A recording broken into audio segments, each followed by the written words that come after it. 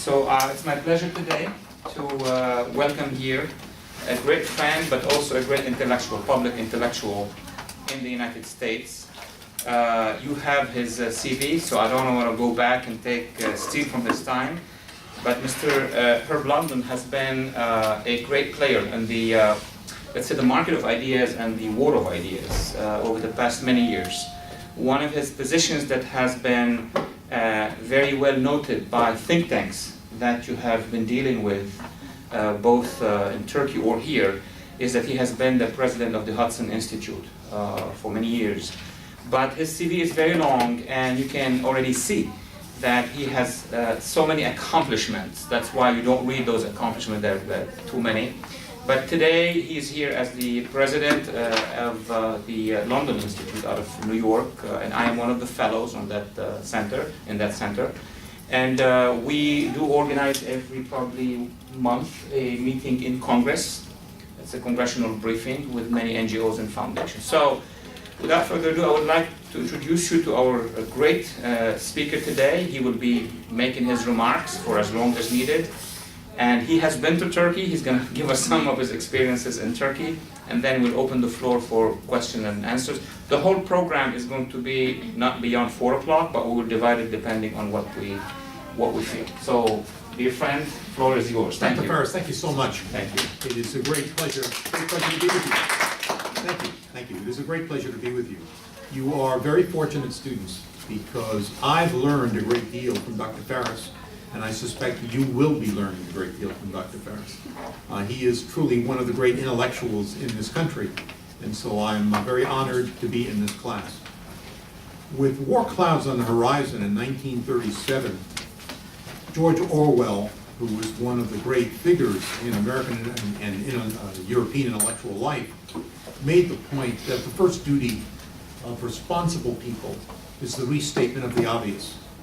So much of what I'm going to say to you today is the obvious, things that you may very well be aware of, but hopefully we can go into some detail. The other point that I would make is a story that I very much like to tell, and perhaps I ought to mention it as an introduction. It is a story between a tiger and an ant. The ant is roaming the jungle, looking for food. He cannot find it. He runs into the tiger, and he says to the tiger, "I'm starving. Can you help me?" And the tiger says, "Of course. Whenever I'm hungry, I find an unwary antelope, I kill it, and I eat the meat around the carcass." The ant looks at him incredulously and says, "How can I possibly do that?" And the tiger says, "I gave you the idea, you take care of the details."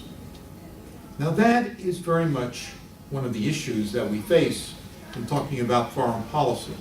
There are people who have general ideas, but the devil is in the details. And so hopefully we can get into some of those details. But in describing the remarks that I would make today, I said that what we are seeing in the Middle East is a minuet called changing partners. The ideas of the past no longer prevail in the present. We are now living in a very different Middle East. And let me start with what is happening with the negotiations between the United States and Iran, what some have described as a rapprochement. The rapprochement has made many Sunni nations very uncomfortable. They believe that the imperial desire of the Persians in Iran is going to have some effect on the Egypts, the Turkeys, the Saudi Arabias of the region. And so you are now seeing a classic realignment. Saudi Arabia, which had been in the American camp, is now very uneasy about the role that the United States is playing. In addition, the Saudis have been supporting the rebels in Syria. When President Obama said that there is a red line, and if it is crossed by the Assad government, there will be action that is taken. Well, the red line turned out to be a line with no color. It was a dotted line, because of course it was crossed with poison gas. And the president reached for a lifeline, namely the role of the Soviet Union, or the former Soviet Union, Russia. And Putin has bailed out the United States by saying, "We will help you in this matter by having the poison gas removed." The likely outcome, of course, is that Assad is ensconced, since Saudi Arabia and Turkey and Egypt have been supporting the rebels. They feel as though the President of the United States has betrayed them. So we are now seeing a very different kind of alignment in the Middle East, an alignment that has brought together what some might describe as strange bedfellows.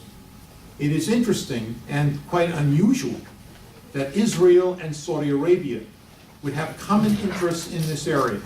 Not they are necessarily in alignment on all issues.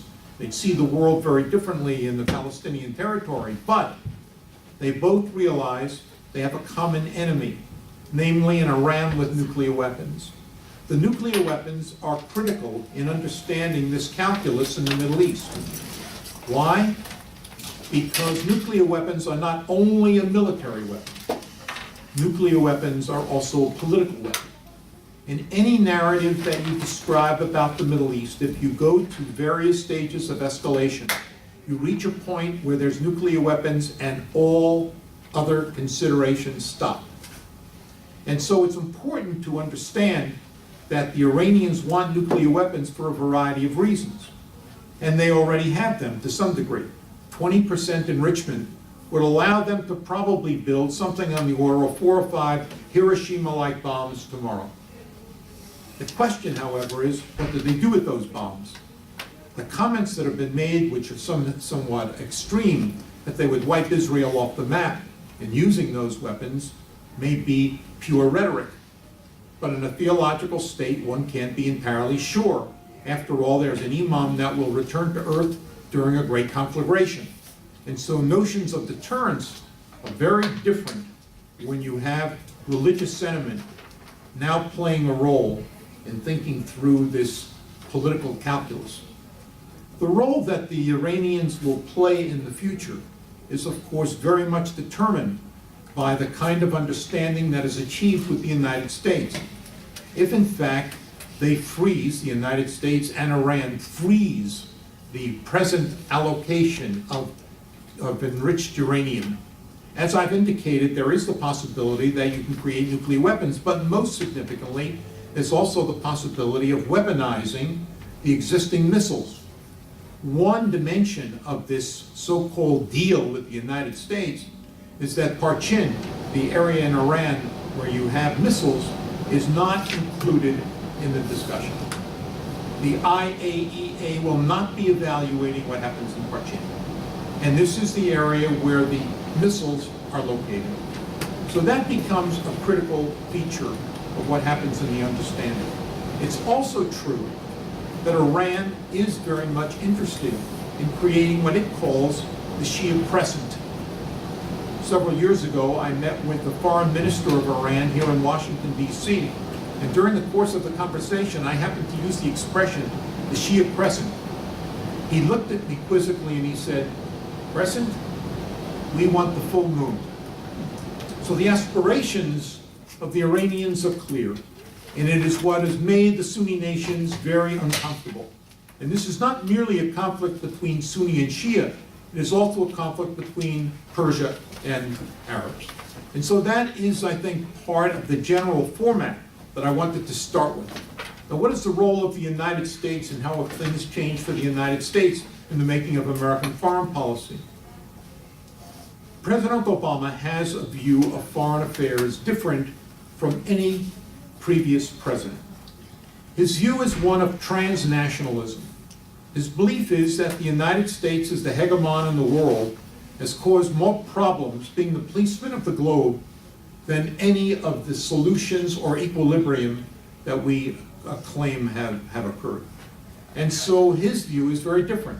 Channel American foreign policy through the United Nations, through NATO, through multilateral organizations, with the belief that multilateral organizations will harness the excesses of the United States. It's one of the reasons why the president early on, during his first term, went to Normandy and actually apologized for the role that the United States played during World War II. Keep in mind that Europe would look very different if the United States did not play that role. But the president has his own view, And it's a view, as I've described it, of transnationalism, where the United States is one of many nations, not different, not superior, not more powerful, just different. When asked the question, is there something called American exceptionalism, the president responded by saying, I believe in British exceptionalism, I believe in Greek exceptionalism, I believe in American exceptionalism. In other words, there's nothing exceptional about our exceptionalism. And so when the President of the United States makes a claim of that kind, it is very obvious that the traditions that once prevailed among the presidents of the United States and in our foreign policy establishment are very different in this administration. So that, I think, will provide some background on, at least I hope provide some background on the president, on where he stands, and of course, what the correlation of forces as they are presently unfolding in the Middle East are. Now let me make one comment about Turkey, because Turkey becomes a key nation in thinking this entire analysis through. The president of your country, Erdogan, is a man who has a foot in two camps. One might be described as the moderate camp and the other the extreme camp. He is a member of NATO and at the same time has violated sanctions by selling gold to Iran. He has revealed the secrets of so many clandestine figures who have been operating in Iran in order to at least consolidate some influence with the imams in that country. On the other hand, he is also someone that President Obama relies on. If you ask the president, who is the one leader in the world on whom you most greatly rely, he would probably say Erdogan. Now, within Turkey, you have a very interesting situation because Turkey combines two continents, Europe and Asia. Turkey is a nation that bridges this extraordinary gap between these two continents in a variety of ways. One is through the possibility of gas lines. The other, of course, is that it is also strategically well located. It's not surprising that in this year the Chinese gave a gift to the Turkish government. It's the most advanced anti-missile system in the world. Why would the Chinese do that? They did it because they want to insinuate themselves into Turkey and play a role in the evolution of this country. Moreover, it also provides the Chinese with all of the software in NATO, since the largest army in NATO is Turkey's, and the second largest air force in NATO is Turkey. So it's a very dangerous game that's being played. The Turkish government, in addition, is a government that has prospered in large part because from 2002, when Erdogan was elected, to 2008, has been enormously prosperous. One of the fastest growing economies in the world, growing at roughly 9% a year. Now the government has failed because the economy has failed. The demonstrations on the streets clearly represent a resentment on the part of the people because of the tremendous debt overhang in Turkey. A debt so great that the banks can no longer lend beyond the 32% interest rate. My guess is that Erdogan is in a very difficult position politically, and I'm not sure that he can sustain himself, but that's nothing more than a guess. Most people in Turkey maintain a secular view of the world. It comes out of the Ataturk tradition. Mr. Erdogan has a somewhat different view. He believes that we should Islamicize the country. In rural areas, this is a popular view. In the Pew poll done very recently asking about religious attitudes in Turkey, most Turks, that is the majority, fairly large majority, consider themselves secular, do not consider themselves religious. Will this lead to problems in the future? Clearly, the nation that is paying the bills in Turkey, that at any point can turn off the spigot of capitalism, of capital, is Saudi Arabia. And the Saudis have a very different view, where the Wahhabist view of religion is very important. And they've attempted to influence the character of Turkey by changing this worldview. Now, will the Saudis be successful? Very hard to say, but they have tremendous leverage because they are paying the bills in Turkey today. So that, I hope, gives a little background on Turkey. on the United States and on the Middle East. Now your questions. First of all, thank you so much for this very condensed, great overview of the Middle East, and I would like to thank you on behalf of the class. And, Well, don't hesitate to ask questions. People are usually very shy and reluctant to do so. I love hearing from you. So if there's something that I've said that has offended you, please tell me. If there's something that you'd like to know more about, please tell me that as well. Okay, class, so you could begin by asking a question or making a statement, or maybe an area that you need more information about. If I may, I could begin with one. Good. That is even more controversial in Turkey. Could you tell us more about the crisis between Israel and Turkey, especially since the incident a few years ago? Where is the state now? How does the Turks see it? How does the Israelis? Because you know both sides. The Marmara incident had a very profound effect on Israel, in large part because for a considerable period, Israel and Turkey were close allies, very close allies. And even now, despite the fact that this incident had a very negative effect on Israel, there have been back-channel negotiations that have continued. There's still commerce between the two nations. In fact, very active commerce between the two nations. Israel has an advanced technological system. Turkey has been advancing very rapidly, as I indicated, in a 6-year period. And this year, Turkey will be producing more electricity than England. So you get an idea of the needs that exist in this country of more than 70 million people. So there is no question that on a commercial level, they maintain ties. Those ties are likely to increase, although there'll be a tension over them. The find of Leviathan, which is the largest natural gas exploration and find in the world, in the Mediterranean, will now involve Israel, Lebanon, Cyprus, and Turkey. How do you split those proceeds? The Turks are very much interested in this for an obvious reason. They do not want to rely on Russian natural gas. And if they build a natural gas line that goes through the northern part of their country, where you have a large Kurdish population, the Kurds aren't reliable because they could blow up that pipeline. You know that the Kurds aren't exactly predisposed to the Erdogan positions. In fact, what is very interesting is that in every school system in Turkey, one has to get up in the morning and say, I am a Turk.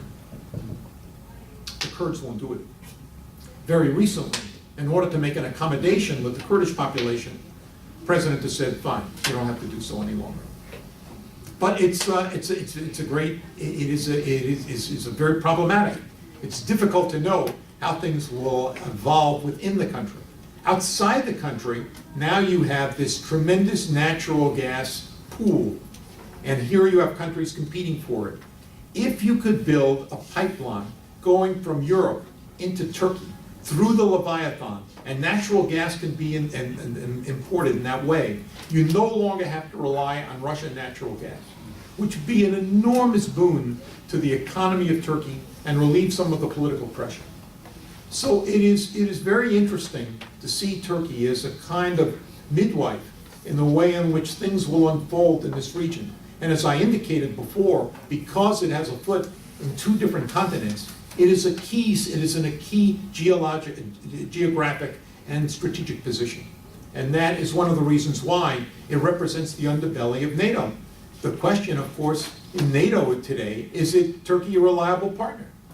And when they sold these, when they didn't buy the anti-missile system from the Chinese, it was given to them as a gift. Why? Because the Chinese want to have some understanding of all of the secrets in NATO, which they now possess. And by the way, that anti-missile system was probably stolen from Raytheon. I mean, that's mere speculation, but that's my guess. And so what you have is a very, very interesting and evolving situation with Turkey. If I had to guess, I would say Erdogan is not in a stable position. I don't know whether he will be defeated politically or there'll be a military coup. There have been a history, of course, of military coups in Turkey. The Turkish military has been purged by Erdogan, but it's still possible to have many opposed to him, in large part because there are demonstrations on the streets and because the economy is faltering. So there are a lot of interesting questions that arise over the next year or two.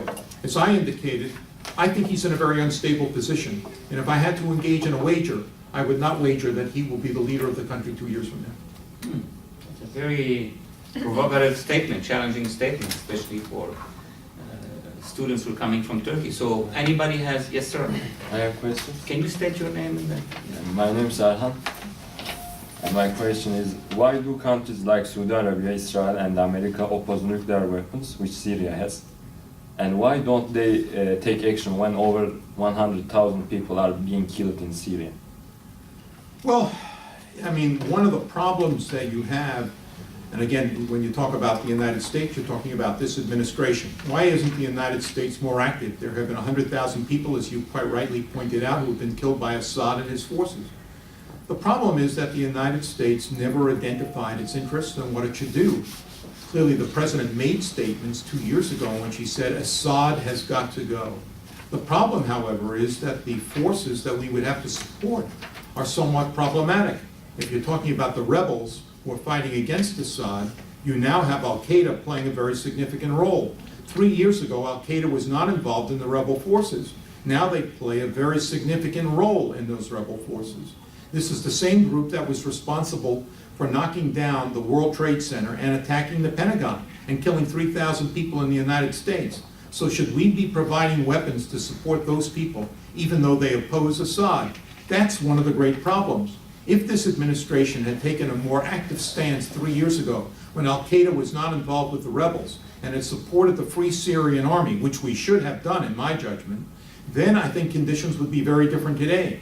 But in fact, the president kicked the can down the road and did not take a stand until very recently. When he took a stand, making a rather impassioned statement about poison gas being absolutely unacceptable. We have international treaties against it, absolutely unacceptable. 100,000 people lost their lives. Something must be done. He knew that the Congress would not allow for anything to be done, so when the Russians handed him a lifeline, he held onto it and said, fine, we'll simply eliminate the poison gas in the country. But in fact, you now have Assad ensconced. So it is a very, very difficult and tricky situation for the United States. I think we've acted too late. I think the president really wasn't sure. I don't think he defined American interest early on. So I think there are a lot of problems associated with this matter today. And I don't know how it's going to unfold, but I can assure you this administration has made it clear that we are going to do nothing in effect to eliminate Assad from his position of authority. Yep, please go ahead. And you said they are the poison weapon, but also the United Nations said something, published something, which is the plane which is without man, which is the America has. Drones, you mean? Yeah, they also use it, and they don't recognize the people who in the land, and they attack them. The civil people also become killed. Well, first of all, there are no American drones that are being employed in Syria. But there are drones all over the Middle East that are employed, and there are drones that were used in Afghanistan, in Iraq, and clearly in other places, Yemen, Oman, where there have been radical elements, and the United States feels they threaten American interests and threaten the stability of those governments. When you talk about drones, one of the problems that I have is, suppose I told you I have an F-16 that is flying in the air, it's 300 miles from a site, but it has a computer-driven bomb on it. I fire that weapon from 300 miles away, and it kills the enemy, and might have collateral damage as well. In the case of a drone, the drone is flying at 4 miles in the air. Again, it has a target on the ground. It has a target that it wants to achieve. It hits that target, and there may be collateral damage as well. What is the difference between the F-16 as a platform and the drone as a platform? I don't see it. I just don't understand it. Both of them, except one is manned by a person, and one is manned by a robot or remotely. But in effect, they're both platforms. They both have the capability of causing a lot of damage. And the goal here is, of course, to eliminate in the most rigorous, but at the same time, the most careful manner, the way in which drones are used. It's not as if drones are simply in the air every day, firing capriciously. They are firing at specific targets of known terrorists. Will there be collateral damage? Of course. You're in war. If you're in war, there's always collateral damage, unfortunately. I mean, I don't want to see anyone killed. I'm basically a peaceful man. But at the same time, I recognize the fact that if you're fighting against enemies, there are times when you don't only take out the enemy. Thank you. Next, Dila. Okay. What can you tell us more about the new alliances after the US-Iran deal, considering the Gulf states? Well, there are several things that I think I should have mentioned before, but Dila, thank you very much for asking the question. One thing that is very likely to occur is that Saudi Arabia will buy nuclear weapons from Pakistan. That deal has probably been consummated already, which means that you will start to see proliferation of nuclear weapons in the Middle East, a very dangerous situation in my judgment. Not only will you have the nuclear weapons in the hands of Saudi Arabia, but Saudi Arabia will probably work out some sort of deal with Turkey as well, where nuclear weapons will exist in Turkey. As I indicated before, the Turks and the Saudis are very close, in part because the Saudis have tremendous influence and leverage over the Turkish government and the Turkish economy. That also means that Egypt might be in the mix as well. Now, if you start to see several nations with nuclear weapons, the great danger, of course, is how do you control that? No one wants to see nuclear war, and this is a horror that the human imagination cannot possibly cope with. But at the same time, it becomes very realistic when you have several nations possessing nuclear weapons, and you also have deep-seated hostility that exists among those nations.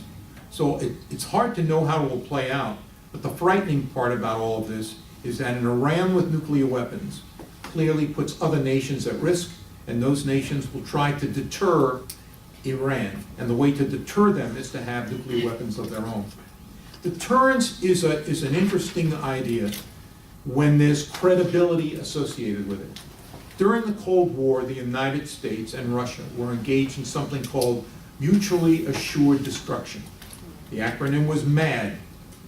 We would hold the Russian population hostage, and they held the American population hostage. We didn't want to die, they didn't want to die. And so that's what deterrence is all about. If, however, you have a person who says, as Ahmadinejad, the former leader of Iran once did, so we lose 20 million people. So we lose 20 million people. What difference does it make? After all, when this great conflagration occurs, the 25th, 26th Imam will return to earth, and what we will have is a period of peace and prosperity thereafter. Now, if you believe that, I don't know whether he really believes it. I don't know whether it's just empty rhetoric. But if that is one of the considerations, then the notion of deterrence as we understand it traditionally, as the credible exchange of opinion and the fear that one side doesn't want to die and the other side doesn't want to die, that is all very different. You can't deter under those circumstances. Can you contain? Again, how do you contain? It has to be the belief that sufficient power exists on the other side so that you do not want to engage in any offensive action. And that, again, becomes one of the great issues in the Middle East. How do you develop the forces necessary to prevent another nation from attacking?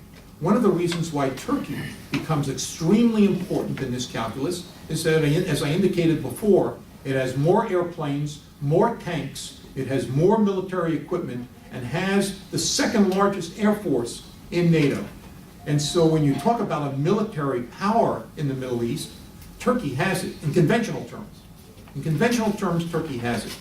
So it becomes extremely important for Saudi Arabia to use Turkey as a surrogate in all of its conflicts. And that is now happening with the Saudis and the Turks engaged in continual conversations about the maintenance of peace in the Middle East. Thank you. Excellent. Thank you for that question, by the way. I should have made mention of the proliferation issue before. Any other questions, statements? Yes, sir. My name is Furkan Emistar. What can you tell us more about the Al-Qaeda in Syria? Is it part of the Al-Qaeda International? Are there other opposition groups that are moderates? There are, within the rebel forces, you have a variety of elements. One of them is an Al-Qaeda Force al-Nur, which is nothing more than an extension of Al-Qaeda. Al-Qaeda has branches all over the globe, including South America. So this is merely one branch. all of the rebel forces are not composed of Al-Qaeda. There are warlords, there are individuals who are trying very hard to maintain or grab a portion of power in an area where everything is in play. And one doesn't know how the political situation will unfold even if Assad is removed. So let's say he's displaced tomorrow. You'll have an Alawite faction, you'll have a Sunni faction, and you'll have a Kurdish faction. One of the sensible things to consider is not a Syria that is coherent, but a Syria composed of 3 states. But again, things have to settle down, the dust has to clear before any consideration can be given of 3 separate states within Syria. But the point about the rebel forces is that within the rebel forces it's chaotic. It's not at all clear who runs the rebel forces, can they even operate together. It's not as if this is a coherent fighting force. There are many elements in it. But what Al-Qaeda has done, Al-Qaeda has entered the rebel forces fairly recently, only within a year or so. And within that year, they've also created a political arm. Why the political arm? Because they realize that if they have a political arm, once the dust settles, once some conference takes place where political considerations come into effect, they want to be able to say, we're not merely a military force, we're a political force as well. So they've organized a political arm within the rebel territories. Again, how things will shake out, there's a democratic element there too. But are they in a position where they can exercise sufficient authority to take over when Assad leaves? That's very doubtful. And as I indicated to you before, the Kurdish population in Syria is very large. It represents about 20% of the total population, and also in areas that are fairly rich in oil. Just like Iraq, where you have a very large Kurdish population, and most of the oil fields are in Kurdish territory. So this also becomes a factor. And they are not great fans of Alawites or the Sunnis. So that becomes a very interesting dynamic. And as I said, no one at this moment knows how it's all going to shake out, except that if you look at the rebel forces, the one thing that you can say, there is nothing coherent about them. It is chaotic. And there are many different factions within the so-called rebels. It's nice to use one word like rebels, but it conveys the wrong impression. It is not as if it's one fighting force. Thank you. I would like to ask a question. We're going to tape it also. President Obama and his team opened up to the idea that the current Iranian regime under Mr. Rouhani is the one that can make things happen in terms of negotiations on the Iranian nuclear project. Question number 1, why do you think the Obama administration thinks that Rouhani really can make that deal? And number 2, what are the actual real expectations of the Obama administration for the next 6 months, 2014, and maybe beyond? Do they really believe that we're seeing a sort of a Gorbachev in Iran or not? I think it would be, let me answer the first question first, of course. Rouhani was the negotiator on nuclear weapons for the last 10 years. So, I mean, he's been at the negotiating table. We know him. He is more moderate in appearance. He has a more pleasant smile. But he represents the same imams and Kutami just as he did 10 years ago. So it's rather foolish to assume that there's a different organizational force within Iran at the moment. Same people. What does Obama want? And what is Obama expecting? And how would things unfold a year from now or in the future? I will give you my guess because I think I have a pretty good idea of what will happen. Obama is a president who is continually campaigning. He doesn't know how to govern, in my judgment, but he is a very, very effective campaigner. He will bring a piece of paper home at some point when they go to phase 2, phase 3 of these negotiations and say, Neville Chamberlain-like, I brought about peace in our time. People say to me that diplomacy doesn't work. I'll show you that diplomacy does work and that we have reached some understanding with the Iranians, and rather than go to war or use the military option, we don't have to do that. We've arrived at the understanding. What is that understanding? The understanding, in my judgment, will be the following. Enrich uranium even up to 80%, which will allow you to build some very advanced nuclear weapons. Just don't weaponize them. That is, don't attach them to missiles. And so we can say, they have no capability of attacking us, or for that matter, any of their neighbors. The weapons are not, the missiles, bombs rather, are not weaponized, so there's nothing to worry about. Now this is the Japanese solution. In Article 9 in the Japanese Constitution, they are prohibited from having nuclear weapons. The Japanese realize they also live in a very dangerous area of the world. You have Chinese with nuclear weapons, and so they want to be in a position where they can have nuclear weapons. So they have enriched uranium, so they have enough fissile material to build something on the order of 300 to 400 atom bombs or plutonium bombs very quickly. It would take about 2 months to weaponize them. They have the missiles that have a range of anywhere from 3,000 to 4,000 kilometers, so they could reach every major city in China if they had to. They realize that North Korea has nuclear weapons, and within roughly 10 minutes, you can fire a missile from Pyongyang to Fukuoka and take out Fukuoka. So they've got to do something to deter the North Koreans. What can they say? You know what? You want to play this game, chicken. We have nuclear weapons of our own. So we haven't weaponized our missiles. Now this notion, this model, will be the model that will apply to Iran. And we'll say, you see, they are no longer a threat. Will this satisfy Israel? I don't think so. Will it satisfy Saudi Arabia? I don't think so. But it will satisfy the American public. So with great fanfare, Obama will get on TV and he will say, I have done something that my predecessors could not do. I brought the Iranians to the negotiating table. We have an understanding. We no longer have to worry about missiles being used in that part of the world. And for a time, I think this will hold. But recognizing the fact that they can weaponize at any point, it would probably take 3 weeks to weaponize a missile, but they could do it.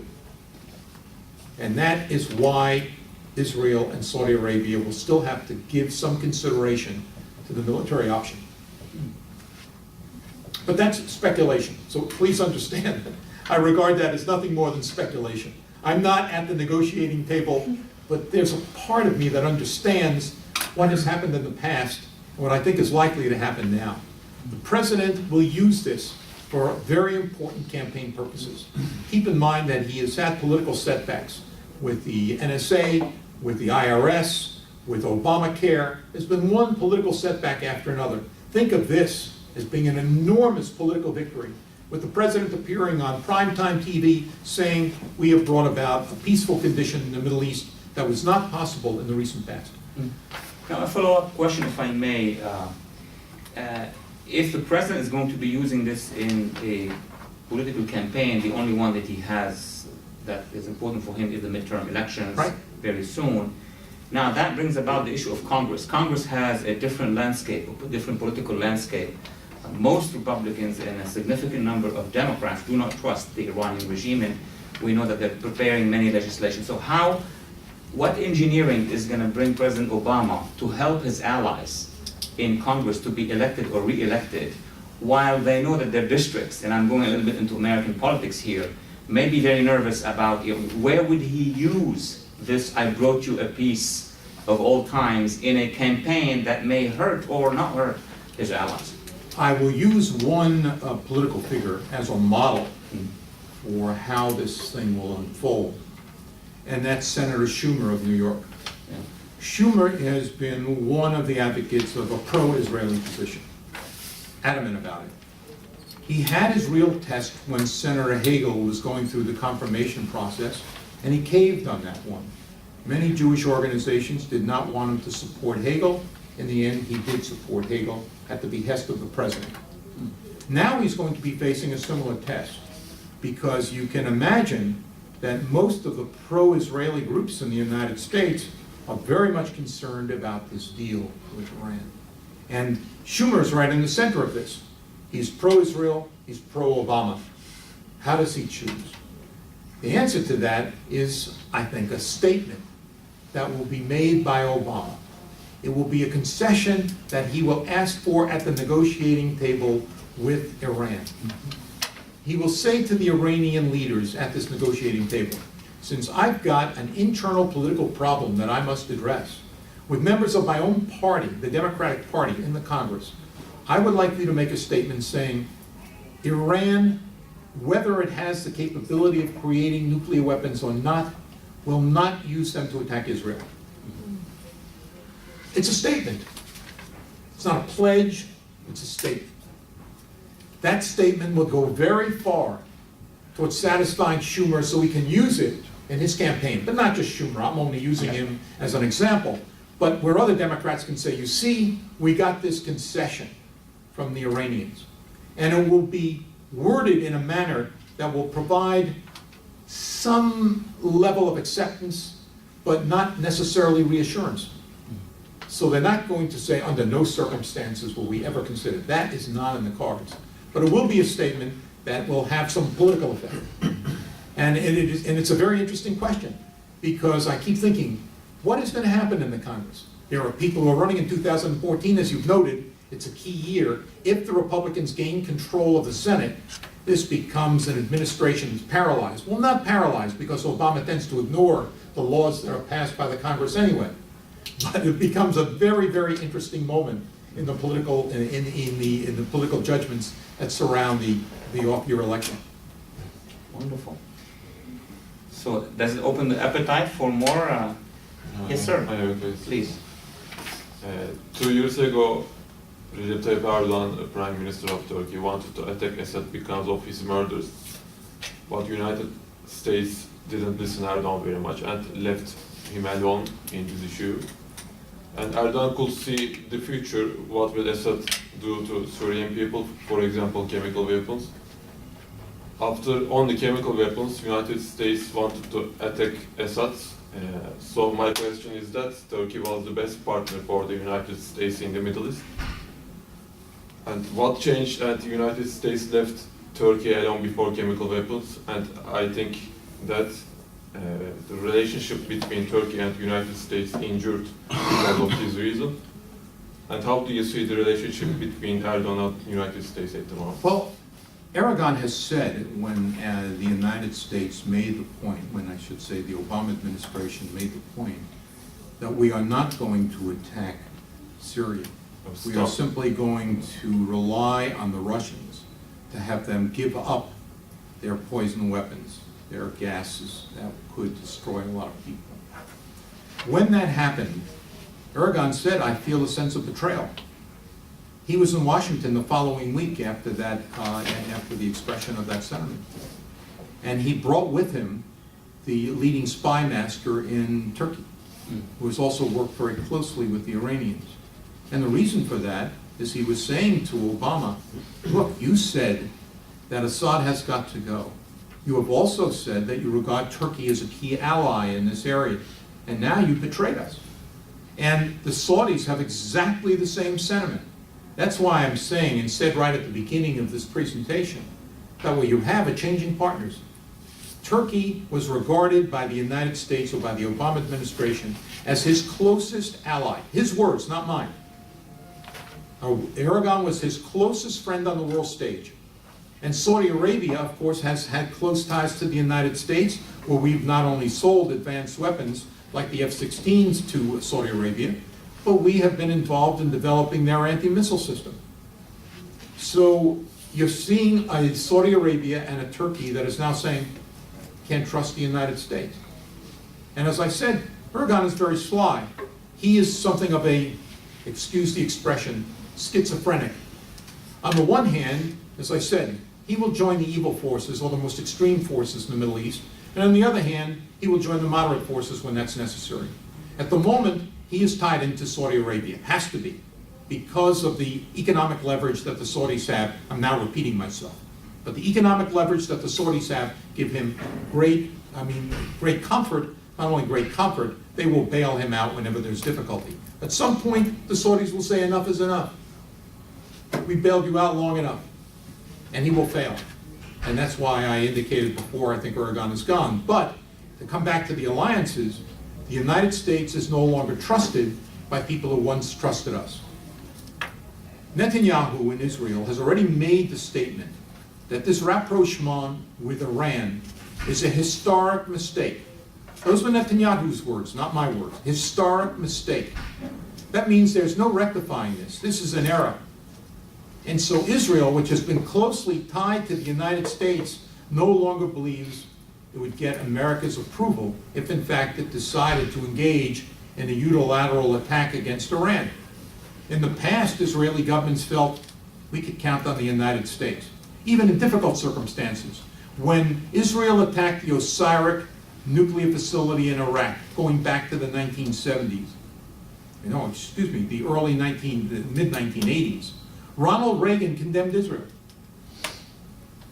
Afterwards, he said Israel made the right decision. But that was months later. Initially, he attacked attacked Israel, or verbally attacked Israel. We would find ourselves in a situation like that today, where if Israel were to engage in this kind of attack, I don't think that the forces in Washington would be at all pleased. In fact, they're far more concerned about an Israel that would attack Iran than an Iran with nuclear weapons. That is the prevailing sentiment. And it's a dangerous one in my judgment. Thank you for the question. I'll try another question and we'll see if our seminar has more. There's one big player which is making inroads, that's Russia. What's your take on Russia after President Obama withdrawal from confronting Assad and after Obama's deal with the Iranians, knowing that both Assad and the Iranians are allies to Mr. Putin? So how can you see that equation? In the 1970s, when Syria was defeated in battle by Israel, and Syria at that point was a surrogate of the Soviet Union, Russians were forced out of the Middle East.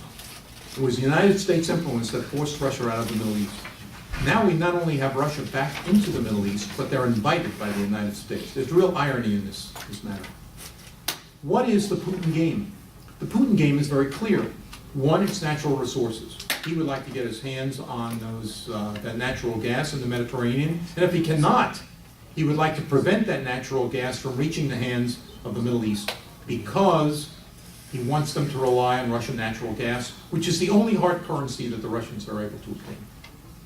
The second part of this is that if you look at Russia today, they are a powerhouse in this area. You have more Russian vessels in the Mediterranean, in Tartuffe, the port in Syria, than you do American vessels in the Mediterranean.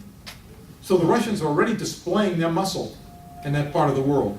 So where does Netanyahu go 2 weeks ago?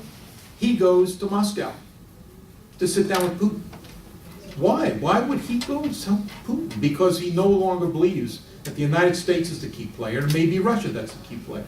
And the Saudis are doing the same. There have been diplomatic overtures to Russia, in large part because they recognize the influence that Putin has. So Putin, who may be the richest man in the world, in part because he owns a significant portion of Gazprom, personally, he may be the richest man in the world, and he would like to see not only Russian control over natural gas in that part of the world, but also to reclaim the near abroad, the portion of the Soviet Union that was lost after, of course, the great détente with the period 1979 when we saw the fall of the wall and the breakup of the Soviet Union. The situation that we see in the Ukraine today is a perfect illustration of this, where you have Putin playing hardball with Yanukevych, the present president of Ukraine, and the people are out in the streets demonstrating because they want to be associated with the West. They want to be associated with the EU. And what is Putin saying? Don't you dare. Don't you dare do that. So it is interesting that the Russians now feel they can reclaim a portion of the territory they lost and regain that kind of empire-like status, in part because of the weakness of the United States. It's fascinating to me that you have not heard one formal comment from the State Department about what's happening in the Ukraine today. There are demonstrations on the street, strong-arm tactics by the president, and yet not a word from this administration, because they have pretty much made a deal with the Russians. We're going to allow you to play a central role in the Middle East, and we will allow you to reclaim some of the territory in what was sometimes described as the near abroad, those portions of the post-Soviet Union, portions that were in the orbit of the Soviet Union in the past. It's a very ironic moment in world history. When asked to describe this in the past, I was on a TV program where I was talking about this matter. I said, here's a combination of 1848, 1917, 1941, and 2001, all combined. All of these critical moments in history, all combined in one moment. We are living through that moment where we're seeing the changing of forces all through the Middle East, all through Europe, and to some degree, even in Asia. And the weakness of the United States, there's no such thing as a vacuum in international affairs. There's probably not a vacuum in natural affairs, but certainly not in international affairs, as you better than almost anyone knows. And when you have a United States that appears weak, we're still the strongest country in the world, but we appear weak and unwilling to exercise whatever strength the United States has, you have the China creating an air defense zone in the East China Sea, doing so unilaterally, and saying, we're going to protect this area, it's ours. And what is within that area? The Senkaku Islands, which of course have been disputed with Japan. So even though the Japanese have been given the right to those islands in 1972, they are now disputed by the Chinese. Why? Because there's no United States there.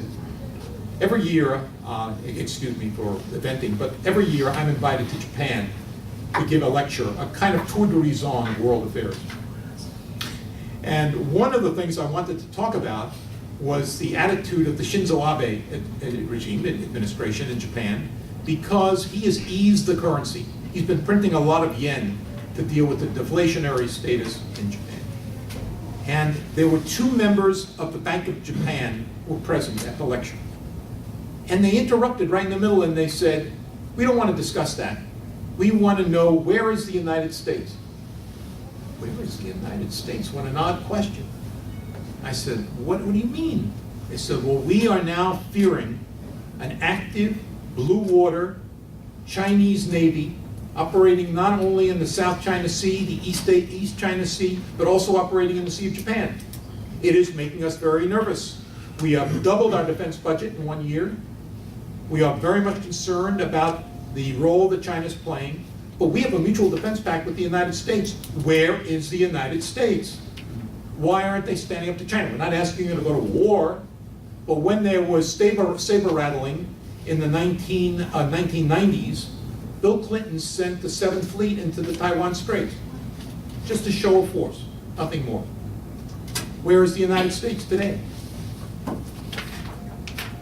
The answer is we have 280 naval vessels in our Navy today. It is the smallest Navy in American history, smaller than the Navy before World War I. Of the 280 vessels that we have, only a third are active at any given moment, because you have 1/3 out for repairs, 1/3 that are in a form of rest and relaxation, and 1/3 that are active. That means we have 90 vessels to cover the globe. Can't be done. So even though we still have the world's largest Navy, even though we are the most powerful nation in the world, we are acting as if we are weak and ineffectual. And other nations recognize that. One more chance. Anybody? I'd like to, my own finding after your great report is that, and correct me if I'm wrong, is that there has been a paradigm shift in our foreign policy, in this foreign policy that you have described so well under this administration, both affecting the military, the deployment, but also perception from the region, that there has been a paradigm shift in Russia. So we are in decline, in perceived decline, whereby Mr. Putin regime or government is perceived as getting stronger. After Syria and the engagement with Iran, the direction of U.S. policy in the region has changed dramatically. Expectations are not so clear in terms of the outcome with Iran, but clear with regard how to use that outcome in our domestic politics. There is a question about what would happen if Iran actually will reach the point of ready to be nuclear without being nuclear. Will that trigger a race with the Saudis and of course the Turks and others? The Israeli-Turkish crisis is true, but there's still economic ties between both, and other very important questions. So I would think these are the major findings that the seminar will be discussing, and if you have any general thoughts, I'll be very happy that Well, you I'd give like us your to- guidance. It's always a pleasure to be with you, Dr. Ferris, and as I indicated right at the outset, students in this class may not realize it, but they're very fortunate to have you as an instructor. But you raise, I think, a critical issue. The paradigms as we've known them in foreign policy are shifting. It is, from the standpoint of the analytical structure of foreign policy generally, a fascinating moment in our history, but at the same time, a very dangerous moment. I find myself in the position where there's an awful lot of material to write about and to think about, but at the same time, I also recognize it as very dangerous. My children, I have children who obviously are going to be succeeding me in positions of influence, I hope. One of them, I suspect every woman in this room knows. You ever see a TV program called What Not to Wear? No. They will. We only watch news. It's the most popular cable program in the United States, and my daughter is the host of the program. Oh. If you've watched TV in the United States at all, you have seen her because she does the Pantene ads, so she kind of sweeps her hair back. She's a very attractive young lady. In any case, that's neither here nor there. But I am concerned about the kind of world that my children will live in.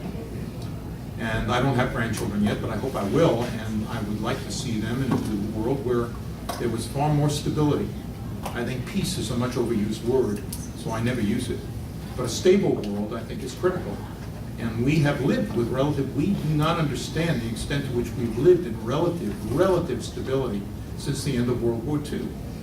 And I was engaged in a debate with a fellow who said that that has been brought about because of the creation of the United Nations immediately after World War II. I said, the United Nations is responsible for stability in the world? Nonsense. It's something called the United States Navy. Our military forces were able to provide freedom of the seas. And that is what has accounted in large part for the relative stability that we've enjoyed. I don't know if that can continue into the future. And I worry about a world where you have chaos that has to be managed, where you have an administration that's not capable of doing it, where you have American people who are suffering from war fatigue. They're not interested in foreign policy issues. And so it becomes a very, very dangerous world in which to make any judgments about the future. We do have a question which is not political, the last question, about what would be your advice to young Turkish students who are now in Washington, United States, this generation and other generation, how do they go about understanding U.S. foreign policy? Where to look? I would say, when people always ask me the questions, how do you understand what's happening? I would read the New York Times and the Wall Street Journal, two very different editorial positions. I would read the National Review, the National Interest. I would read from both the left and the right. It's the only way to really get some understanding of how things are unfolding in the United States from different opinion leaders on both the left and the right. And it's important to get both perspectives. I would also argue that we now live in a world where the internet provides information on on the most instant basis. Anything you want to find out, you can find out instantly on the internet. And so the world is at your disposal, it's at your fingertips. So anything you want to learn, you can learn. Within your own country, there is likely to be great convulsion. I'm absolutely persuaded, because as I indicated before, the economy is so fragile. But we'll see. But if you want to understand the world that you're living in at the moment, it's important to try and read as many different sources as you can, and to recognize the fact that Americans do not generally, the average person, does not take American foreign policy seriously. So you have to search, but it's not too hard to find the material that's necessary to develop your own opinions. I would like, on behalf of the class, the students, the faculty, and BEU out of Istanbul, to thank you for being with us today. And we have a usual gesture on behalf of the classroom. The student will offer you, we're going to have a photo plate, a book on the history of the Ottomans. Oh, well, thank you, thank you. Oh, that's wonderful. Thank you very much. I have been, as I indicated before, I have been to Istanbul. It's one of my favorite cities. So I thank you very much indeed for this gift. Yeah, thank you very much. Thank you. It's a great Thank you so much for being Pleasure here. to be with you. And a big applause